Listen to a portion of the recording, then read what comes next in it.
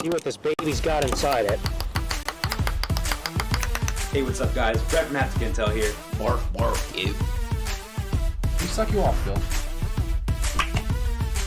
Oh, Josh, I hear screaming. Oh yeah! It's gone. The controller's gone. Look at that. You look fucking fantastic. Welcome to Haptic HQ.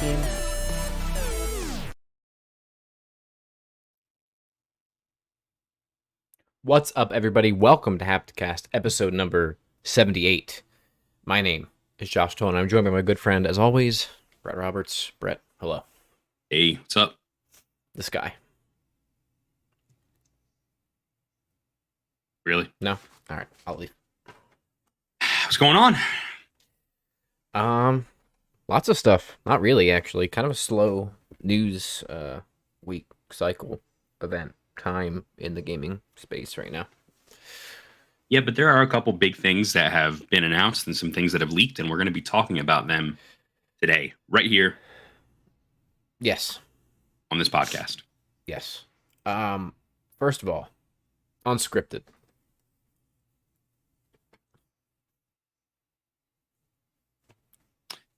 We have a podcast called Unscripted. It is a additional podcast to regular Hapticast, and it's audio only. It's available on all of our podcast platforms, audio only. It's not going to be put on YouTube, but you can, however, go to our YouTube channel, youtube.com/hapticintel, and on there you will see a preview of all of the episodes that we're going to be releasing. So you can get a little taste to see if that episode's good for you, and then go listen to it on Spotify, Apple Podcasts, Google Podcasts, whatever else, Everywhere. Amazon Music, Anywhere.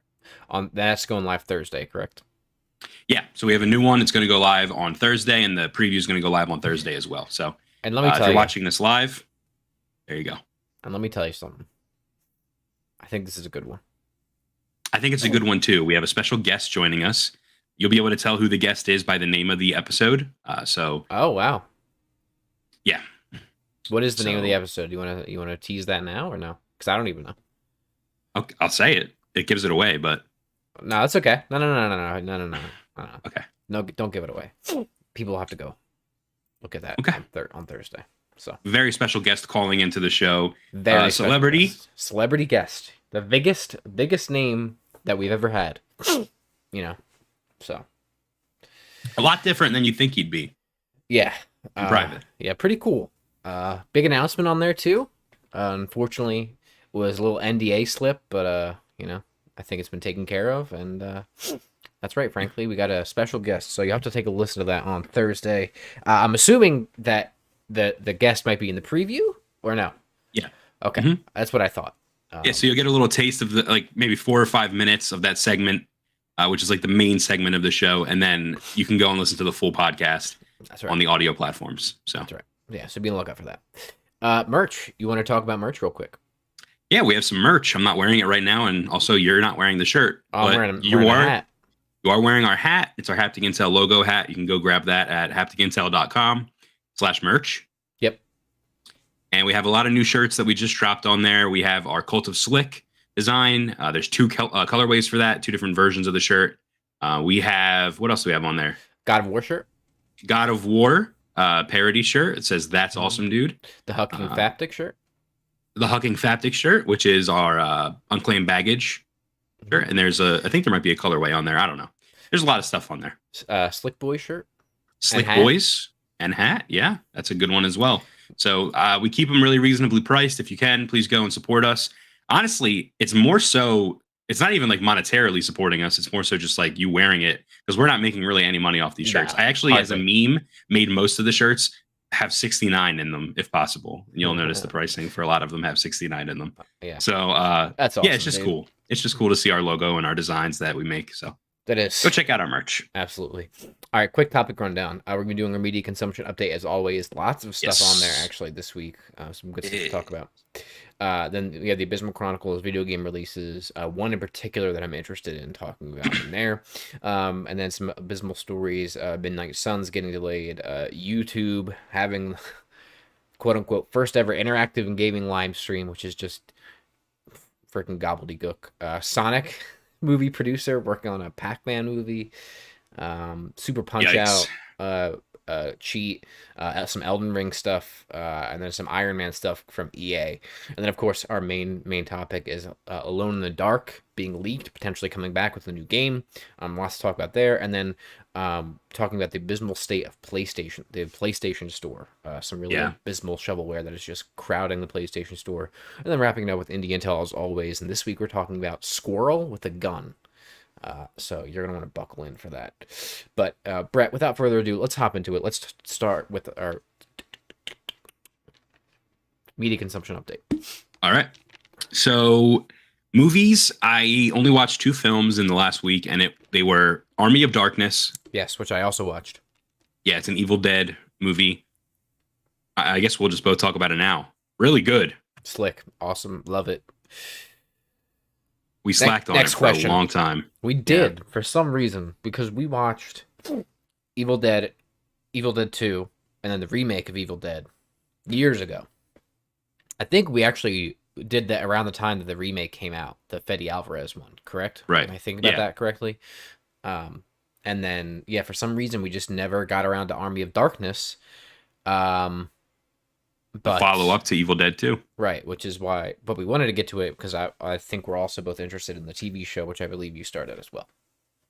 Oh, I didn't even write that. Yeah, I watched 1 episode of Ash vs. the Evil Dead. I'll just say that now. It's good. It's funny. Yeah. The special effects aren't as good as I thought they would be, but it's pretty good. Yeah. Yo, Christian, what's up, yo? You. Christian, of course, of Save Before Quitting fame. What up, Save Before Quitting fam? What up? Fame, not fam. I know, I was just I understand. saying to the fam. Yeah. Gotcha. And then I also watched a short film called My Little Goat. Oh. Which you also watched. I also watched. Very disturbing little film, stop motion. It is, but first of all, it's a good time to be in here, Christian, because I think you should watch that first and foremost. I think you would like it. But also, I found it is very disturbing. But I think I found it also very endearing, too. Right. I don't know. It's like an Adult Swim. It's like Adult Swim content with like an actual message behind it that's pretty sweet and something that doesn't get talked about very much either, I think. Yeah. It's it's pretty good. It's called My Little Goat. Yeah, My Little Goat. Mm-hmm. And it's on a specific streaming service that is good. That's right. Games. I've been playing Vampire Survivors, which is on Steam, and it's also on Game Pass for PC. Mm-hmm. It is a very slick little game. It's like $2 on Steam. It is super fun. I recommended it to Josh. He's playing it now, and we're both like addicted to it. Yeah. So very good. It's probably the best roguelite I've ever played in my entire life.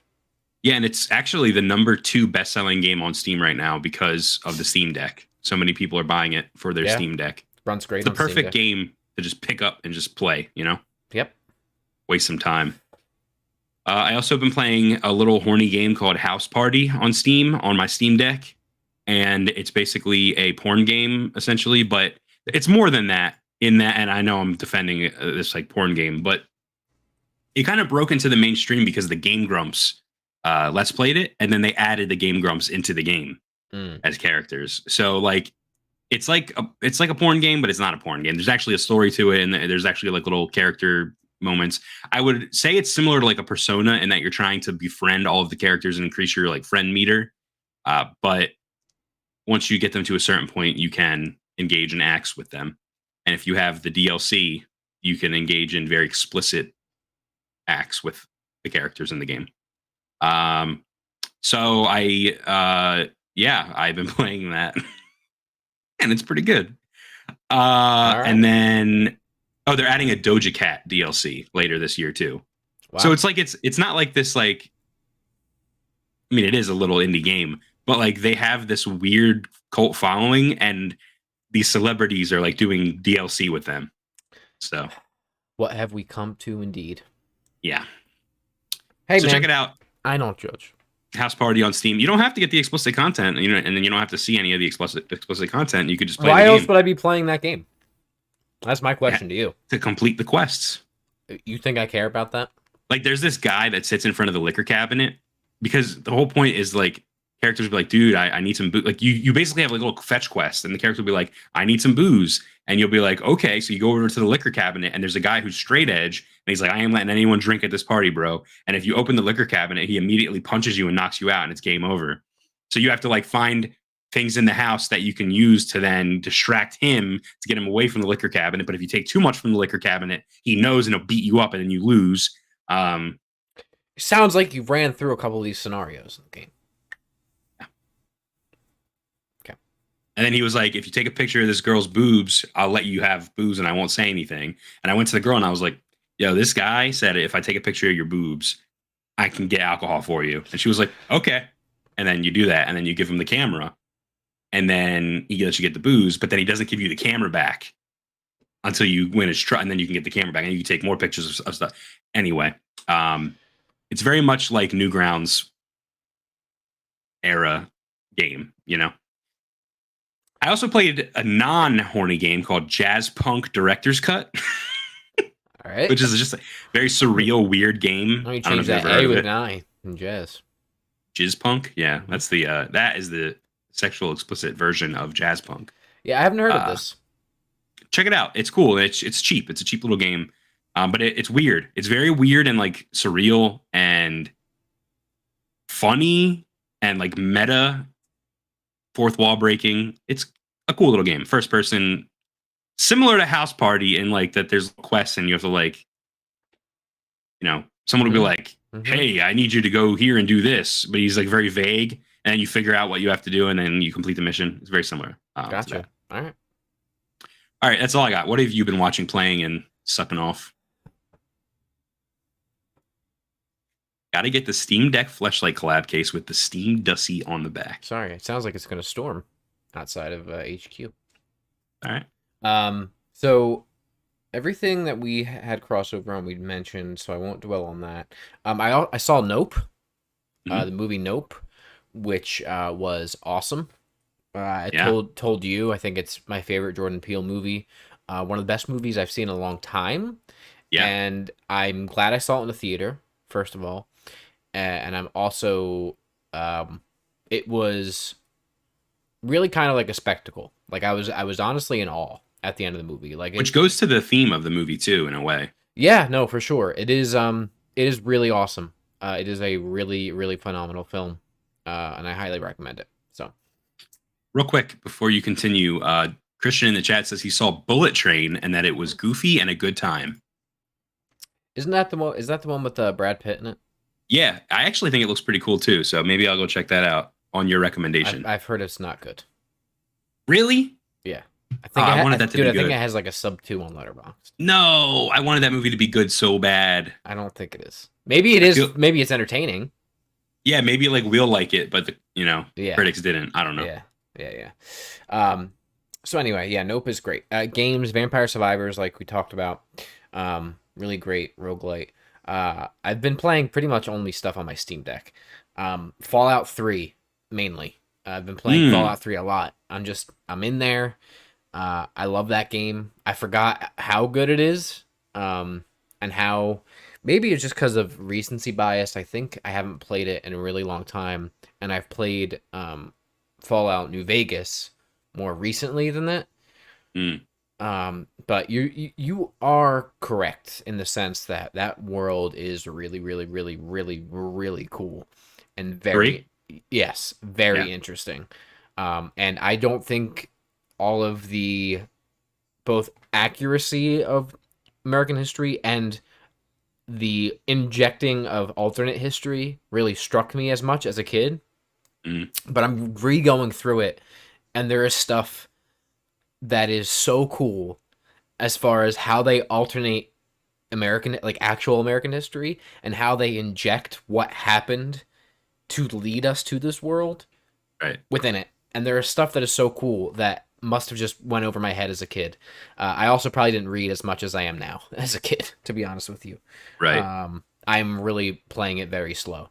I am like maybe 12 hours in, and I think I did 2 story missions. I'm just in it, and I'm loving it. And I forgot how imaginative and fun and how awesome the sense of discovery is in that game. Yeah, that was their first go around at like a first person open world Fallout game. The other ones weren't that style, right? So Yeah. kind of set the bar. And it runs great on Steam Deck. So yeah. Timmy says hello, Brett. Hello, Timmy. Yo, what up, brother? So yeah, that's been a lot of fun to get back to that. Also, all caps too. Jesus. Yeah, he screamed it. Also playing Persona 4 Golden again on my Steam Deck. Yeah, that's right. Love that game. Also, I picked up a little game called Super Perils of Baking. Are you familiar? Are you familiar with this game? I've seen you playing it. I don't know what that is. Yeah. It is a game written by Colin Moriarty and developed by Lily Mo Games, of which he is the founder of. I had no idea he was involved. Oh yeah, he is the writer for Lily Mo Games. They've done a couple of other ones, but I picked it up. It's cool. It's cute. It's nice. It's interesting. It's not my cup of tea. It's a platformer. And it's like a pretty hardcore platformer. Why is it called the Super Perils of Baking? Basically, the point of the game is you have to go around and kill enemies, and the enemies are baked goods. Oh. But they're like evil baked goods, and you have to collect them. And what did Colin Moriarty bring to the table with this? He wrote the game. Does it have a lot of writing? Yes. The narrative, yeah. Yeah, and he's also the co-founder of that studio. Okay. Why are you playing the crickets? I think it's cool, but like when you said he was writing a game, I didn't expect it to be like a indie. Well, platformer. this is a remake of their first game that they ever did years ago. They've done several since then, and are doing something else now. But yeah, it's fine. I don't know.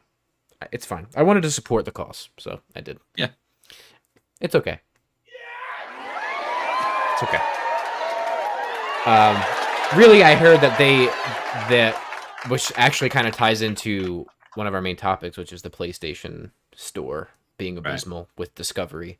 The game did not sell really well and was buried, so that's one of the reasons I wanted to support it. But I bought it on Steam instead.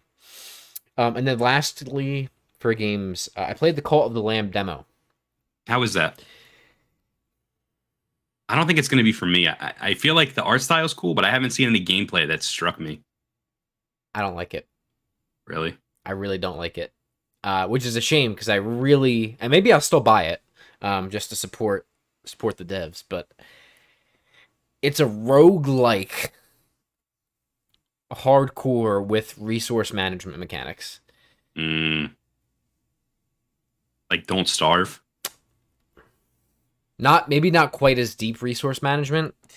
I mean, it's interesting in the sense that like you get you're playing one character, but you have to indoctrinate followers to your cult, basically. Right. And then you have to make sure that they are taken care of, which is where the resource management comes in. And you have to build stuff, cook food for them, assign them tasks. And there's like this whole other kind of metagame within the actual roguelike part of it that just I don't know if I'm feeling. You know? I'm sorry. I also got the same vibe right from looking at it. It looks so cool. It's a really nice art style. I think that developer is really talented. I think the game is actually going to do really well and get reviewed really well. And I hope it does, but it's not for me, unfortunately. That is very unfortunate. So try out the demo if you want to. It's on Steam. I think you can play it until you die. So try it out, see if you like it. Not for me, but all right. And then wrapping it up, TV and anime. Better Call Saul. Still watching it. Watched the penultimate episode last night. It's fucking awesome. And also, I finished at least what's out of Attack on Titan. So I'm caught up. I wanna lick you till you come. Attack on Titan is very good. I do not want to wait until next year for more, and I'm mad at myself that I was gaslit into fucking watching it. Yeah, I'm sorry, but dude, it's so good. That's the problem. And if you've only seen season 1 of Attack on Titan, it goes to places you will never believe. So Yeah, and now I can't believe I have to wait. I know. So I'm really upset that Hmm. I have to wait, but it's good. But you know what you Anyway. don't have to wait for very long. What's that?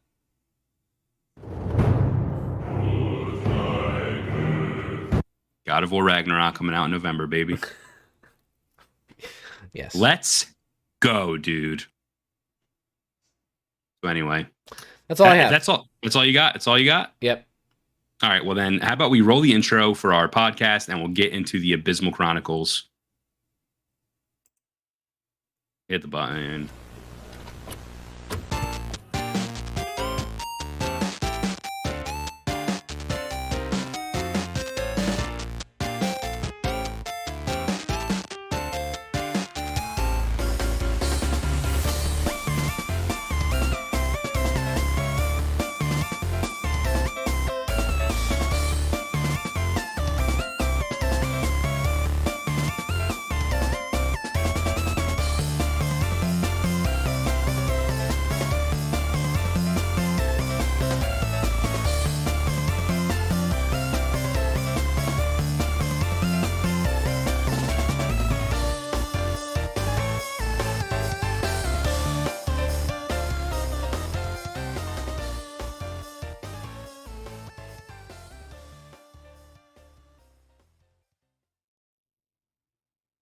All right, everybody.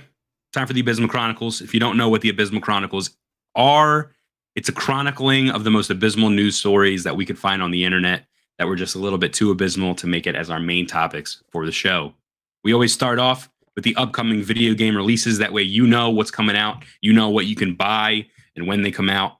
So first up, we got Thymesia, which is another fake video game. Mm-hmm. This one comes out PC, PS5, and Xbox Series S and X on August 9th. That's today. Which is today. 2 Point Campus comes out for PC, PS5, Xbox Series X and S, PS4, Xbox One, and Switch today. This is getting reviewed really well. If you like sim games, you might want to check it out. Yeah, and it's actually been hyped up pretty big too for a while. It's getting reviewed really well. Lost in Play, a game for PC and Switch, comes out tomorrow, August 10th.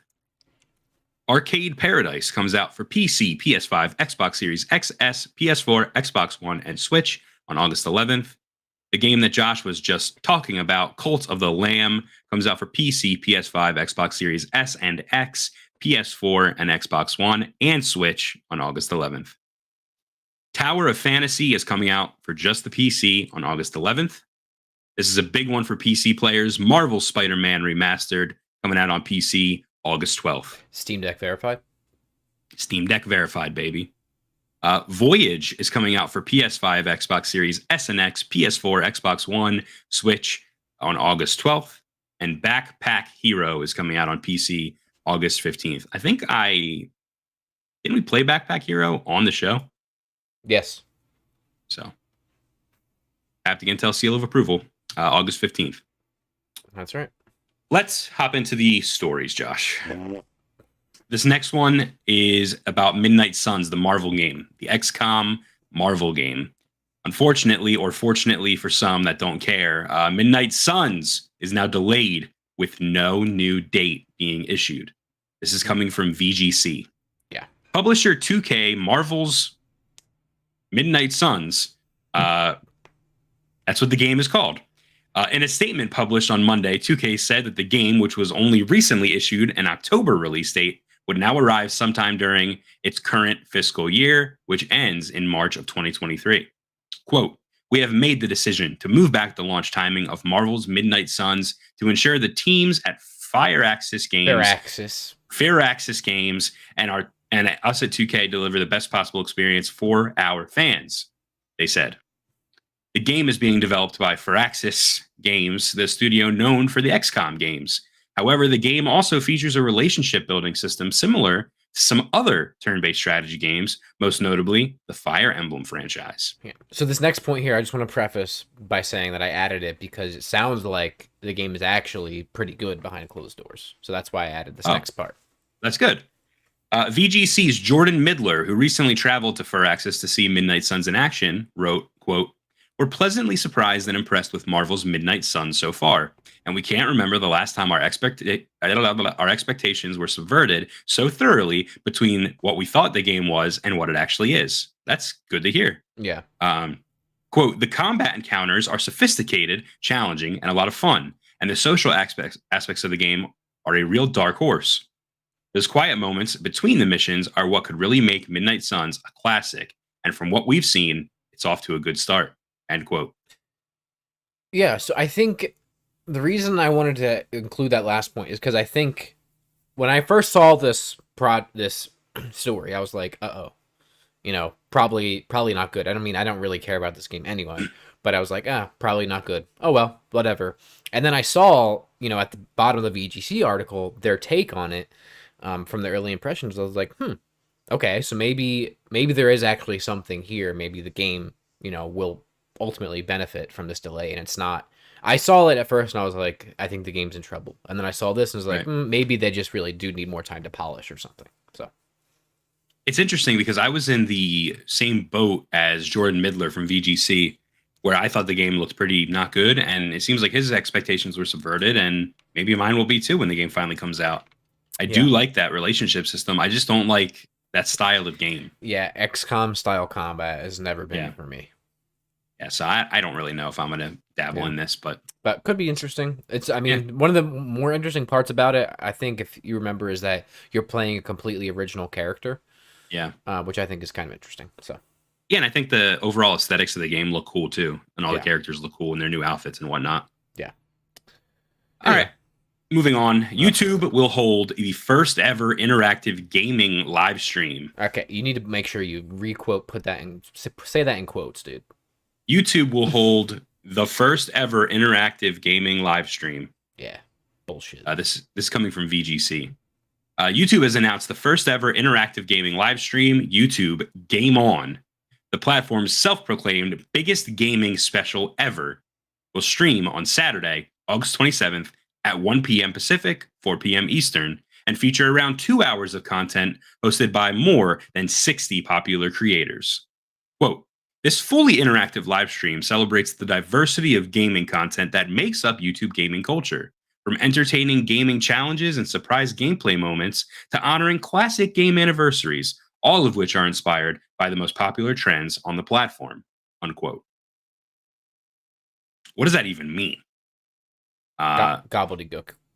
Viewers will be able to play along by voting in real time on unique gaming challenges and influence how the stream will play out, according to YouTube.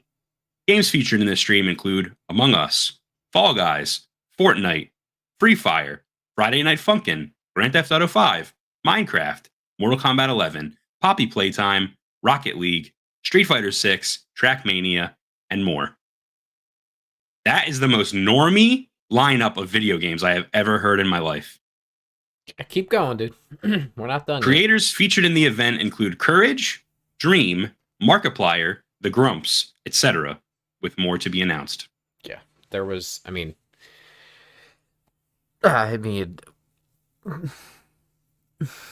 first of all, let's be clear on what they mean. Let me be clear. What they mean by, what did they say? The biggest gaming whatever. They mean special ever. They mean the most subscriber per capita of influencers jammed in to one show that has no audience, right? That nobody cares about, right? And nobody wants, right? And the first ever interactive gaming live stream, YouTube. Have you been asleep at the wheel for the last 10 years? They're catching up, dude. Where have you been? Did you know that full games and full platforms exist solely for that? Right? Which they plays do Pokemon. Understand that. They do get that, right? Like, that's not a new thing. Games have Twitch integration now that impact the game based on the stream. Twitch Plays Pokemon is literally an interactive, or Twitch Plays, I guess, in general now. Such a big part of gaming culture and internet culture and history. Yeah, but also voting on stuff. All the Jackbox games, I mean, there's a million games out there that allow you to interact with the people doing it, and then Twitch Oh, right. also has polls and like this is not new. Well, I know. I imagine that what they're saying is that the polls are going to affect the game in real time, which is what I'm saying. What a novel idea! I know. I'm saying it's already been done. That's exactly. And here's my real crux, and then we can move on. I know they haven't announced all of them, and this is a very abbreviated list. I cut out a bunch that they already announced. But creators, right, most impactful creators, there's two significant people missing from this lineup. One is Tim the Tat. One is, well, I don't care about Ninja. One is Tim the Tat Man, and the other one is Dr. Disrespect. Where are they at? And I'll tell you where they're at. They're not included because they're not, quote unquote, in the in crowd. Ninja. I hate everything about this. I truly do. Ninja. So the Sonic movies producer is working on a live action Pac-Man movie. This is coming from VGC. A live action Pac-Man movie is currently in development. According to the Hollywood Reporter, the big screen adaptation of the arcade classic will be based on an original idea by Chuck Williams, the producer behind Sega's successful Sonic the Hedgehog movie. What do you think about this, dude? Oh, hang on a second. I'm about to move on. Let's go back and think about how we reacted to the Sonic movie. No. The Sonic movie was bad and they fixed it. I know, but it worked. And now they have two that are pretty good. Just go watch Pixels, dude. Live action Pac-Man. You don't think this could work? No. Damn. This is like when they made a Battleship fucking movie. But it's the same team as Sonic. You don't think there's a world in which this could work? Dude, I don't want to watch a movie where Aaron Taylor Johnson and a fucking CGI Pac-Man go ghost hunting, my man. That sounds fucking dumb.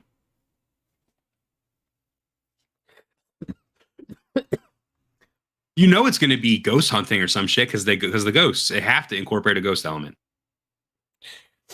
What else is Pac-Man? He eats dots. What else would the movie be? He eats fruit and dots, dude.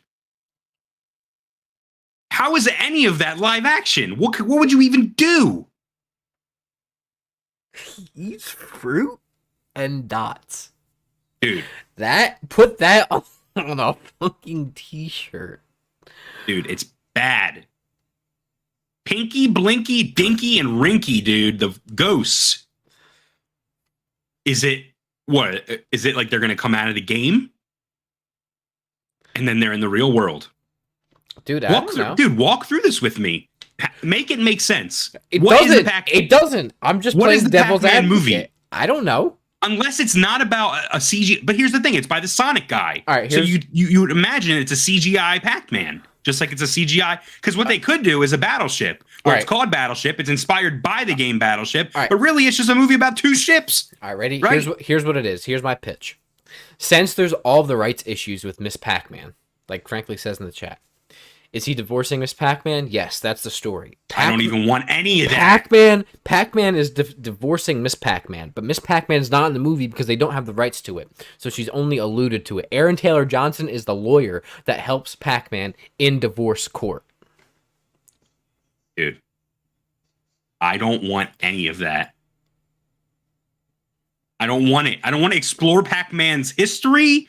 I want Pac-Man to be like a virus, like a little glitch, dude, that comes out and everyone's like terrified of him. Like I don't want him to be like, I'm Pac-Man from Pac-Man World and we have fruits and dots and ghosts. I don't want that.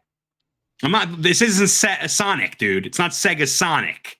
You don't just get to go, oh, Green Hill Zone. I'm Sonic from Green Hill Zone. This is Tails.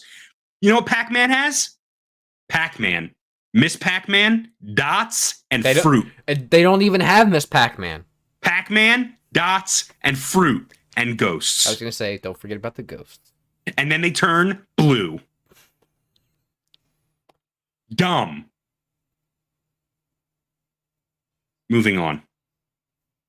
Super Punch-Out for the Super Nintendo.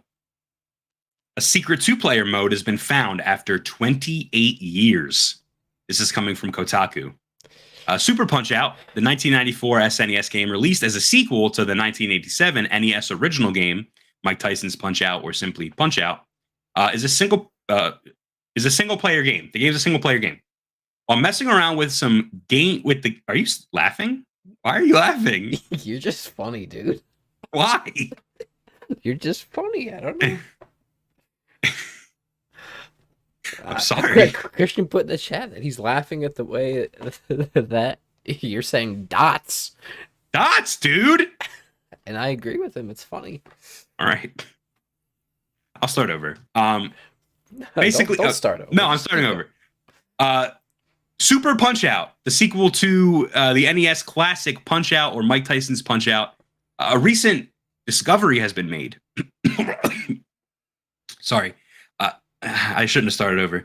A secret two-player mode has been discovered by entering a cheat code or something. I don't know. While messing around with the game recently, Unlisted Cheats casually found some new cheats for the game using the same two-button combo method as with cheats already known. They found a character info screen. If you hold B and Y and then press A or start, from now on, the CPU opponent can be controlled from Joypad 2, so you can fight against the real person. These cheats also work on the version of the game that is available on Nintendo Switch Online. Pretty cool. So you can play two players in Super Punch-Out. It's pretty cool that people are finding cheats that work 28 years later. I like it. Pretty cool. It's pretty cool, dude. I wonder if they have any cheats that make the dots appear in the game, dude. All right, let's get serious because this is a good one.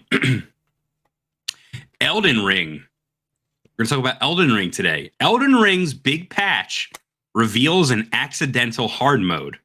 And do you want to know how that hard mode is enabled? Eating dots. Wearing a dress. So if you ever ran around with the deathbed dress with an Elden Ring, you were playing on hard mode. Up until now, wearing the dress actually made enemies notice you more easily, even if you were crouched. If you happened to use any charge attacks while wearing the deathbed dress, allied characters would somehow take damage. Yes. That's abysmal. Yeah, it was patched out. The reason that it's coming to light is because it was in the patch notes today. They got patched like 1.06 or something like that. So.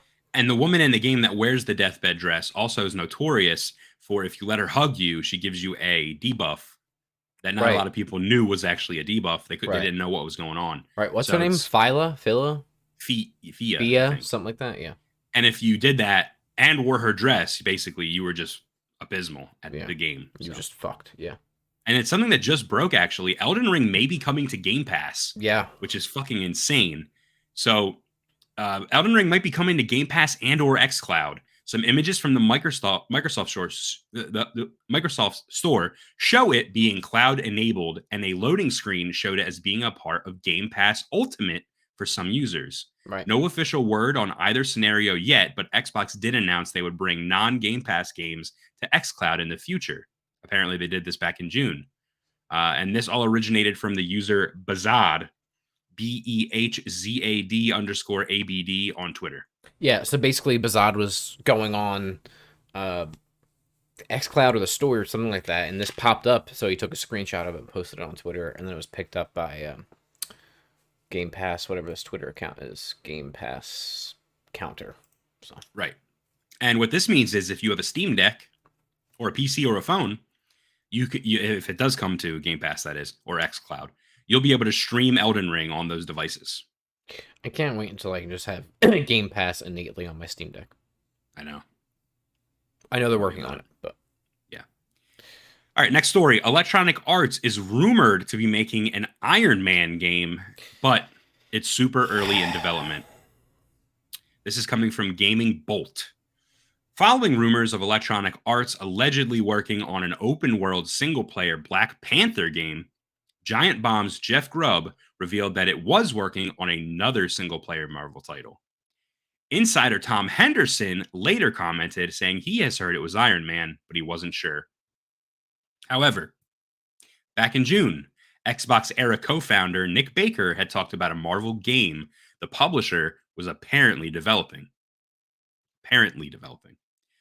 Baker refused to give many clues, but in the recent Xbox era podcast, he confirmed that it was indeed an Iron Man game. Quote, yes, Iron Man is in the game that I had heard. Before I mentioned Iron Man, I showed Jeff Grubb my DM that said EA was working on Iron Man. Tom Henderson heard the same. He just wasn't sure.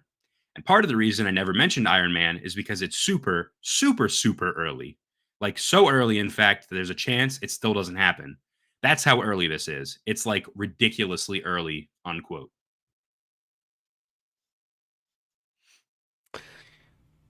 Question. I think it's many years too late for an Iron Man game, but that's just me. What do you think? Question. Well, I agree with you.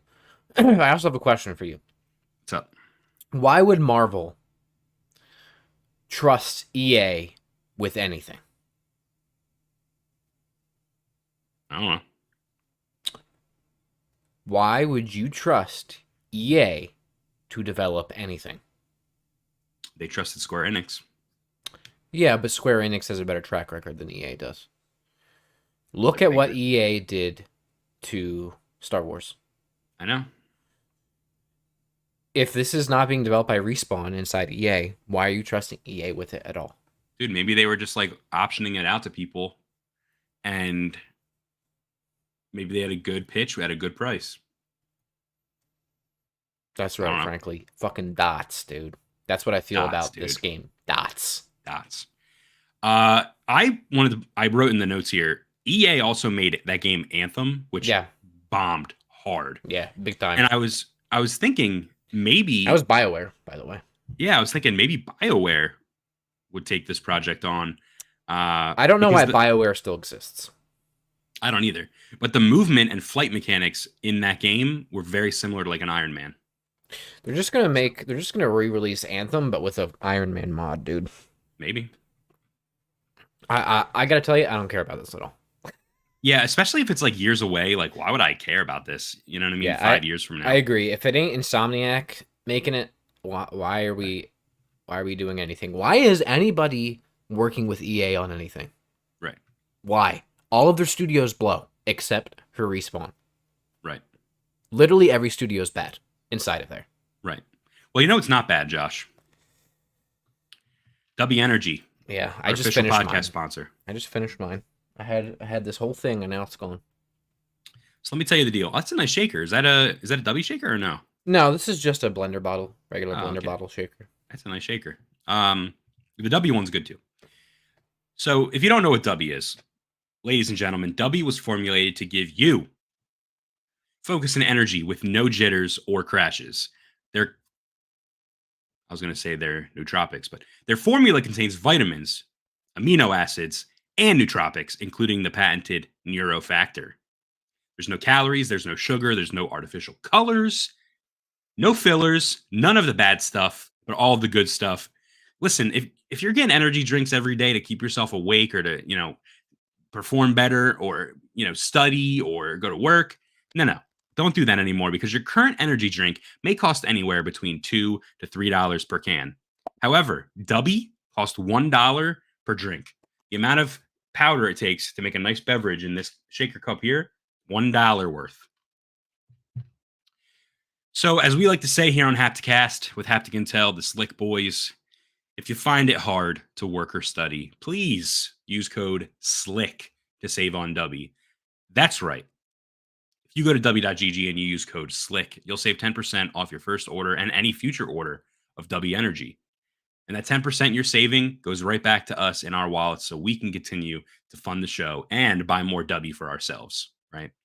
So thank you, Dubby, for sponsoring us. Make sure you go to Dubby.gg, use code SLICK. The code also works on their merch. They have awesome t-shirts, shaker cups, all that shit. So Haptic Intel shaker cup coming soon. No, that's not true, but I wish it was. It is. Christian says he's going to make some for the Apex later. Hell yeah. Nice. I'll be on Apex after I drop a large item, a large dot in my toilet. All right, let's move on. Some main topics here. Josh, which one would you like to cover? The PlayStation one? Yes. Okay, I'll cover this first one. So, listen, it's no secret, guys. We're big on leaks. We're big on rumors. We're big on leaks. We're big on all that shit. Our favorite leaker right now is a man that goes by, or woman that goes by the name The Snitch on Twitter. So this story is coming from Push Square, and it is a apparent Alone in the Dark leak. The Snitch, a leaker that has been proven to be very, very reliable. What? Everybody just saw my DMs on Twitter. Who are you talking to? I'm kidding.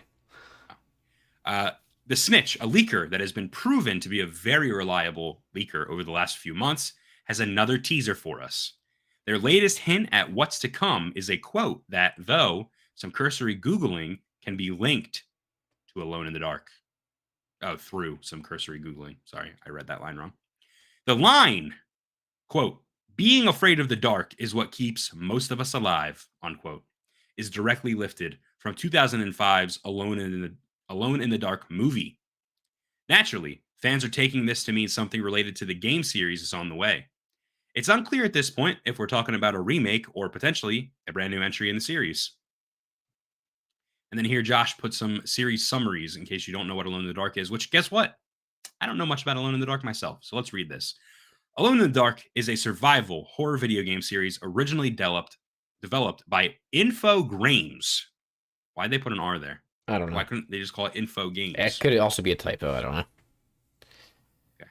Developed by Infogrames. In most of the games, the player controls private investigator Edward Carnby. Are you Googling it? Yeah, let's find out. No, it is Infogrames. All right, that is a dumb name.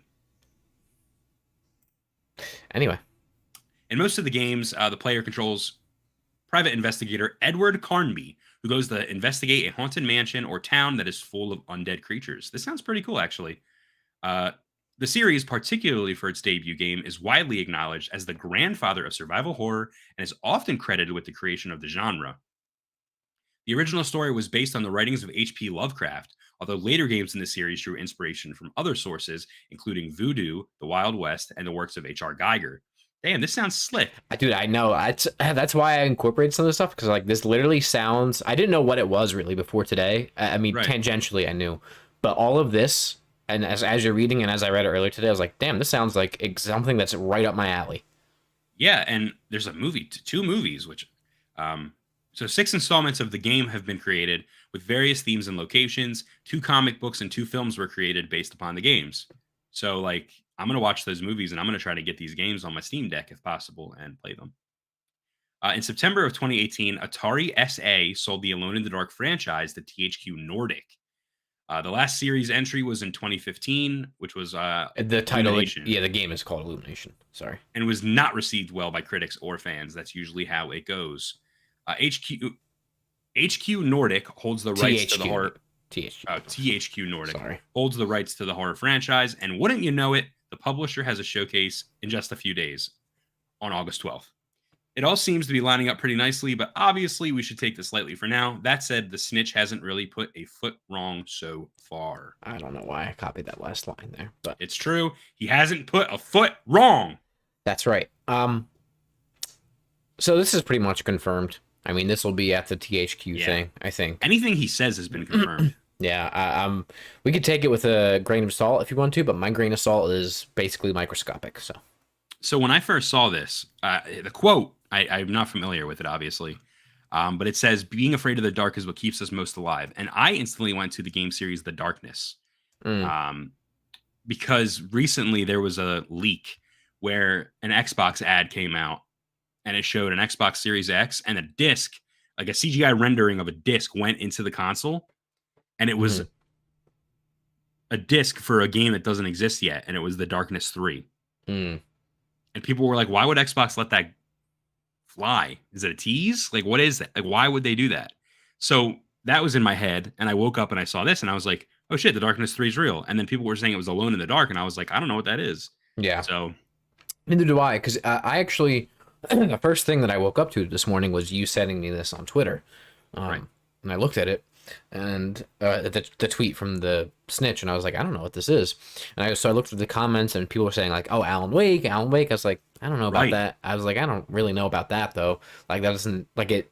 Maybe tangentially is related to it, but I was like, I don't think they're ready to say anything about that. And I kept That's looking. why I sent it to you. I thought that maybe it was Alan Wake, and you would know because you're a big Alan Wake guy. Right. No, I mean, it didn't strike me. I was like, is this something from the game? I don't really like darkness is a theme in the game, but I don't really remember any of that.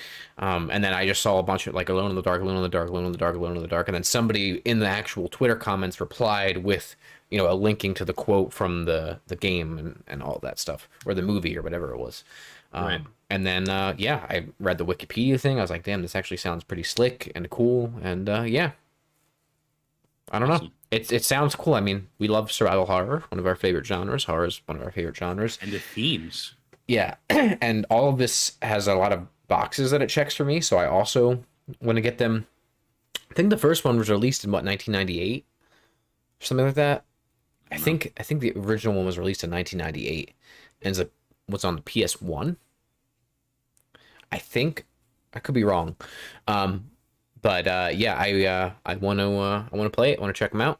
I'm gonna try to get them on my Steam Deck through legal means only, of course. And yeah, I don't know. Anything else on this, Brett? It looks like in 2008 is the one that I've always seen. I know, but the original series, right? But I think that the original series is like not the kind of game I would probably play. Maybe it looks like Resident Evil 1 style tank controls almost. Right. And the graphics are really bad. Not that that's a problem, but the one that I'm familiar with is the 2008 entry, which was on PS3 maybe, and I think it's a remake of the first one. Oh, okay. It is a survival horror game, 5th installment of the same series. PlayStation 2, Xbox 360, and Wii. There's a PlayStation 3 version as well with enhancements. It was also released on Windows in 2008. I can't see if it was a remake though. But you do play as Edward Carnby, so this is the one. All right. That's something to look into. There you have I think the other ones are going to be a little old and not as accessible for a modern audience. So. Well, there you have it. I guess we'll find out on the 12th of August, but I think all signs point to that this is real. Edward Carnby. All right, Brett. Our next topic. This is something that I've wanted to talk to you about for a little bit, actually. Okay. As a most recent example, there's a game that's been listed in the PlayStation Store called Press X for trophies. Wow, you had that ready to go, huh? Yep. And it's absolutely abysmal. So it's just the latest posting in abysmal shovelware on the PlayStation Store. Now, you might remember previous oddities, Brett, such as My Name is Mayo or Mr. Masagi, which were fun platinum novelties, which I think we both have. But the PlayStation Store is now getting absolutely overrun by easy trophies attached to low-effort titles aiming for big profits. If you go on the PlayStation Store right now, under what's new or coming, soon or whatever it is all this shovelware garbage. I mean, all of it is shovelware garbage that is easy trophies for platinums. Right. I mean, literally every single one. Right. And I experienced this when I got back from my month of being literally off the face of the planet. Right. Going on, be like, did I miss anything? Like, what came out? And it's all of these shovelware games. And I'm like, what the fuck is this? Right. Why am I just seeing this? So basically, we've seen an avalanche of shovelware these past few months, mainly of which are asset swaps of the exact same game built around the idea of awarding a platinum in a minute or less. Right. I've seen these. Yeah, so taking a quick look as an example at Press X for trophies, the product description of it makes a mockery of this PlayStation Store issue. And it says, quote, this is the product description. Games are often made to be challenging. Well, at least they used to be. These days, things are a little easier. Press X for Trophies is a game made to help spread the word of how things should change and how the world of gaming is changing. It's slightly ironic, and the story is told through its trophy system. I actually love that. End quote. This game is a meta example of PlayStation Store's issue. I love that. This is a game that I think was made purely to get PlayStation's attention and be like, hey, your store is garbage. Right. Fix it. I think so too. And I think that it's honestly a cool way to tell a story too through the trophies. I think that's cool. And I do think it's an issue. Do you have anything else you want to add to the story? I mean, I think it's hurting developers first and foremost. Right. I think perfect example, like I said at the top of the show, one of the reasons I bought Super Perils of Baking, even though I bought it on Steam, was that this tiny studio, Lilimo Games, right, which is an indie publisher, or an indie developer rather, they self-publish their stuff. They only sold a couple thousand copies, where a game like that would normally do way better, especially with whoever the name of the person attached to it. But the sense of discoverability on the PlayStation Store is completely gone. And you look at indie darlings from like the Xbox Live Arcade era, even the PlayStation 4 era. You look at a lot of the huge indie titles there that were made popular through discoverability and the high level of curation that the PlayStation Store had. And I also don't necessarily think this is just a PlayStation Store problem. It's not. It's also an Nintendo. Xbox problem. It's also a Nintendo problem. Maybe less so Steam, because they seem to have a much more highly curated front space of their store. No, they have asset flops too. But I mean, yeah, like In general. Yeah.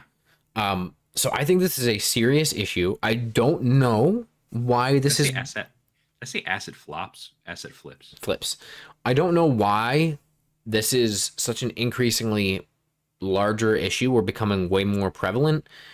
And I think part of it goes to PlayStation's new kind of mantra of making, you know, it more accessible to release games on their platform, which maybe from a fundamental or a philosophical standpoint, I agree that anybody should be able to make a game and try to get it out there. But there's a difference between, you know, a small developer or publisher, whether they're a small team or a single person working really hard to create something to get that out there, versus people that are clearly doing it just to chase these garbage platinums, you know, and make really high profit margins on a game that took them a day to code. All right, here's I'm going to give you my thoughts. Okay.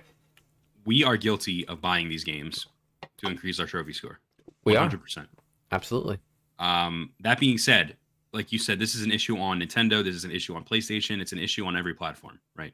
Mm. That Nintendo seal of approval is now gone. They don't have that anymore. Right. PlayStation, like you said, is making it more accessible to publish your games. And I think that is the biggest part for me, is that I don't want them to take that away, because then it's going to be harder for developers to put their games on the PlayStation Store. It's going to cost more to put their games on the PlayStation Store. And we might not get some games because of that. Right. So I don't want to do away with that. I don't want to make it harder for people to put their games out on my preferred platform. However, something has to be done, and I don't know what that is. One idea I'm thinking of immediately is, well, how about we restrict platinums and you don't let games like this that have ridiculous trophies, like, somehow restrict them. It used to be that way. Even some like arcade games, like when I say arcade games, I mean like those medium tier games. Back in the day, they didn't have platinums. Like only AAA games were allowed to have platinums. So maybe we go back to that and just kind of restrict who's allowed to have platinums and what a platinum, like what, you know what I mean? Like what level a game has to be at to get a platinum. Because that doesn't hurt the game getting released. It doesn't hurt the game. I mean, surely a platinum will make a game sell well for PlayStation fans. But I think that that's one solution that could fix this. However, then you look at Nintendo and you're like, well, that wouldn't fix the problem on Nintendo, because there's still abysmal shovelware games on Nintendo and they don't have trophies. Well, I think the problem on Nintendo's platform is a little bit different, and it's that people are abusing the sale system on Nintendo. So they will put a game up for $30 and then put it on sale for 1 cent.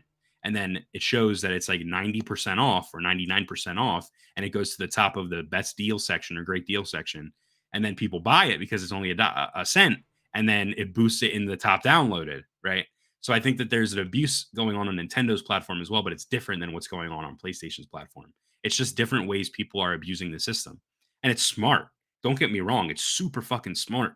And if I was trying to make a quick buck and I was a game developer, I would definitely jump on these tactics because they work.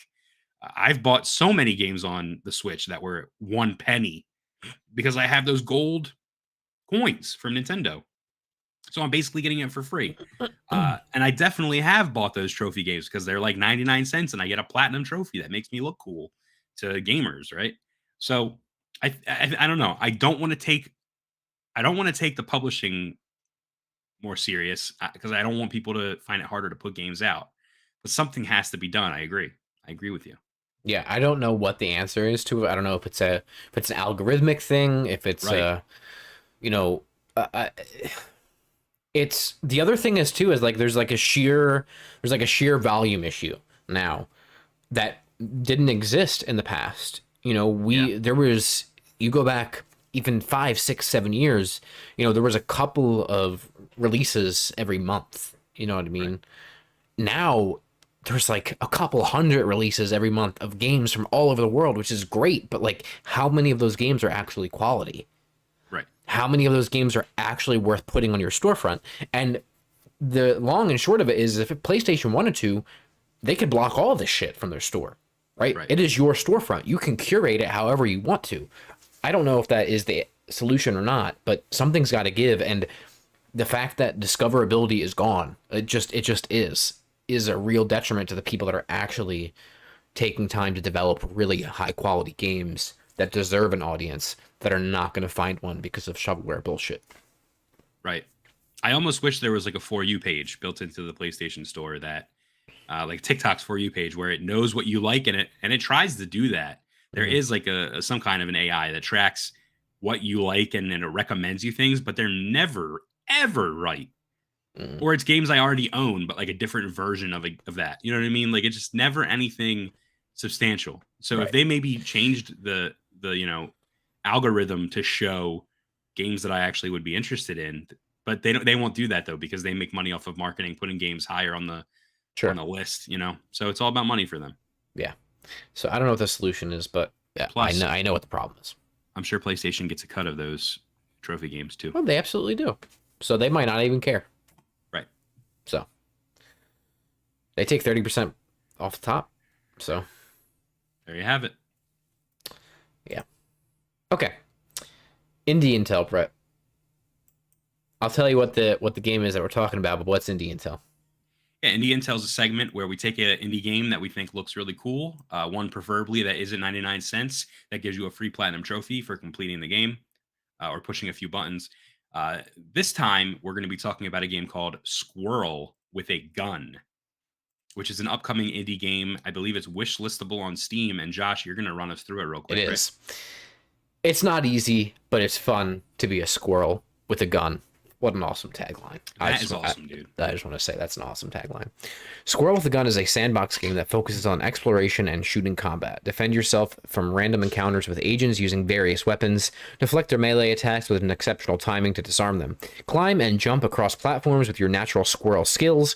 Use weapon recoil to cross even greater gaps. Explore the neighborhood from a squirrel's eye view. Talk with residents of the neighborhood and help them out for goodies, or mug them to get their goodies. You can wishlist it now on Steam. There's no set release date. I don't know what else you want me to tell you, though. This game is called Squirrel with a Gun, and you are quite literally a squirrel with a gun. It looks a little earlier on in development. Yeah. So I don't know when this will come out, but when it's out, it'll be good. Yeah. This has serious Goat Simulator vibes. I was just going to say that. In the best way. I love their splash screen key art here. It's such simple font, but it's like a super high res image of a squirrel that looks like it wants to kill somebody. And this is awesome, dude.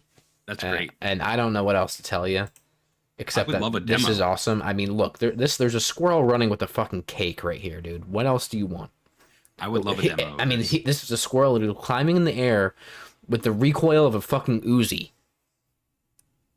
I mean, that's what awesome. do you want? What do you Very want? cool.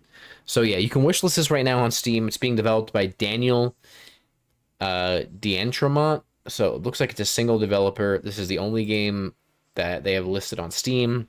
No release date yet. This thing blew up on Twitter, which is how I found out about it. So follow it on Twitter. Go wishlist it on Steam. Squirrel with a gun. Very cool. Got the slick seal of approval. Brett, Josh, that's it. it's all over. It's another episode of Hapticast. Done. That's right. I want to just do some plugs and then we can hang up our capes. Guys, again, we have an audio-only podcast. It's called Hapticast Unscripted. It's a little bit different than what you're listening to right now or watching right now. It's completely unscripted. There's no news. We talk about the news, but there's no rundown. We just kind of talk about what's on our mind. I found it to be pretty funny when I listened back to it, and we have a good time when we're recording it too. So we have an episode that dropped last Thursday. There's a preview of it on our YouTube channel, and also it's available on all platforms for streaming audio. So Google Podcasts, Apple Podcasts, Spotify, Amazon Music, all those good places. If you haven't listened to that show, there's like 4 episodes out. And then this Thursday, a brand new episode will be dropping.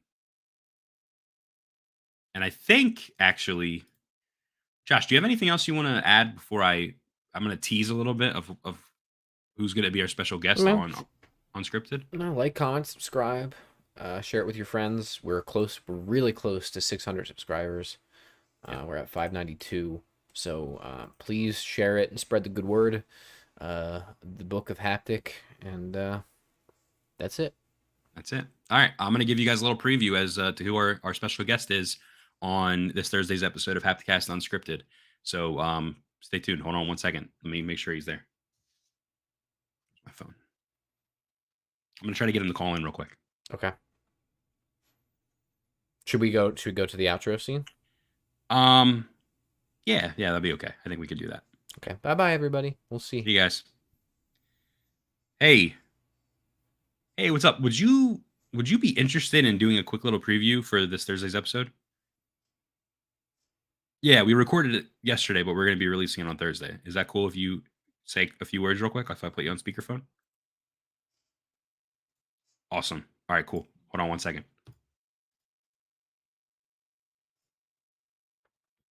All right.